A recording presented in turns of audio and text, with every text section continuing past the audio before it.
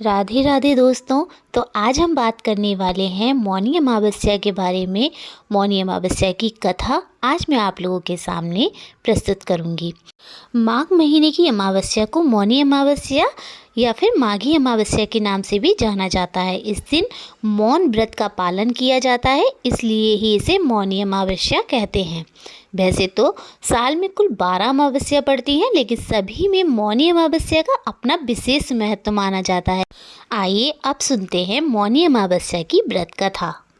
पुराणों के अनुसार कांचीपुरी में एक ब्राह्मण रहता था। उसका नाम देवस्वामी तथा उसकी पत्नी का नाम धनवती था। उसके 7 पुत्र तथा एक पुत्री थी। पुत्री का नाम गुणवती था।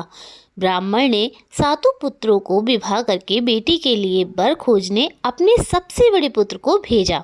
उसी दौरान किसी पंडित ने पुत्री की जन्म कुंडली देखी और बताया, सप्तपदी होते होते यह कन्या विधवा हो जाएगी। तब उस ब्राह्मण ने पंडित से पूछा, पुत्री के इस वैधव्य दोष का निवारण कैसे होगा? पंडित ने कहा, सोमा का पूजन करने से वैधव्य दोष दूर होगा। फिर सोमा का परिचय देते हुए उसने बताया, वह एक धोबिन है। उसका निवास स्थान सिंघल द्वीप है। उसे जैसे तैसे प्रसन्न करो और गुणवती के विवाह से पूर्व उसे यहाँ बुला लो। तब देवस्वामी का सबसे छोटा लड़का बहन को अपने साथ लेकर सिंघल द्वीप जाने के लिए सागर तट पर चला गया। सागर पार करने की चिंता में दोनों एक वृक्ष की छाया में बैठ गए। उस पेड़ पर एक घोंसले में गिद्ध का परिवार रहता था। उस समय घोंसले में सिर्फ गिद्ध के बच्चे थे। गिद्ध के बच्चे भाई बहन की क्रियाकलापों को देख रहे थे। सायंकाल के समय उन बच्चों की माँ आई तो उन्होंने भोजन नहीं किया। वह अपनी माँ से बोले, नीचे 2 प्राणी सुबह से भूखे प्यासे बैठे हैं। जब तक वे कुछ नहीं खा लेते तब तक हम भी कुछ नहीं खाएंगे। तब दया और ममता के बसीभूत गिद्ध माता उनके पास आई और बोली, मैंने अपनी इच्छाओं को जान लिया है।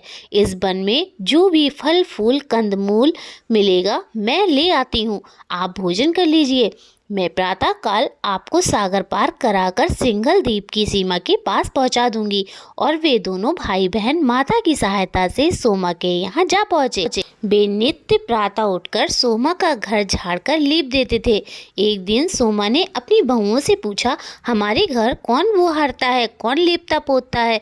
सबने कहा, हमारे सिवाय और कौन बाहर से इस काम को करने आएगा? किंतु सोमा को उनकी बातों पर विश्वास नहीं हुआ। एक दिन उसने रहस्य जानना चाहा। वह सारी रात जागी और सब कुछ प्रत्यक्ष देखकर जान गई। सोमा का उन भाई बहन से वार्तालाप हुआ। भाई ने सोमा को बहन संबंधी सारी बात बता दी। सोमा ने उनकी श्रम साधना तथा सेवा से प्रसन्न होकर उचित समय पर उनके घर पहुंचने का वचन देकर कन्या के वैधव्य दोष निवारण का आश्वासन दे दिया। मगर भाई ने उससे अपने साथ चलने का आग्रह किया। आग्रह करने पर सोमा उनके साथ चल दी। चलते समय सोमा ने बहुओं से कहा, मेरी अनुपस्थिति में यदि किसी का देहांत हो जाए तो उसके शरीर को नष्ट मत करना, मेरा इंतजार करना। और फिर सोमा भाई बहन के साथ कांचीपुर पहुंच गई। दूसरे दिन गुणवती के विवाह का कार्यक्रम तय हो गया। सप्तपदी होते ही उसका पति मर गया। सोमा ने तुरंत अपने संचित पुण्यों का फल गुणवती को प्रदान कर दिया। तुरंत ही उसका पति जीवित हो उठा। सोमा उन्हें आशीर्वाद देकर अपने घर चली गई। उधर गुणवती को पुण्य फल देने से सोमा के पुत्र जामाता तथा पति की मृत्यु हो गई। सोमा ने पुण्य फल संचित करने के लिए मार्ग में अस्वस्थ पीपल वृक्ष की छाया में विष्णु जी का पूजन करके 108 परिक्रमाएं की। इसके पूर्ण होने पर उसके परिवार के मृतक जन जीवित हो उठे। निष्काम भाव से सेवा का फल मधुर होता है। इस व्रत का यही लक्ष्य है। दोस्तों, अगर आप लोगों को कथा पसंद आई हो तो कमेंट बॉक्स में राधे राधे जरूर लिखें और हमारे चैनल को सब्सक्राइब करना बिल्कुल ना भूलें। राधे राधे।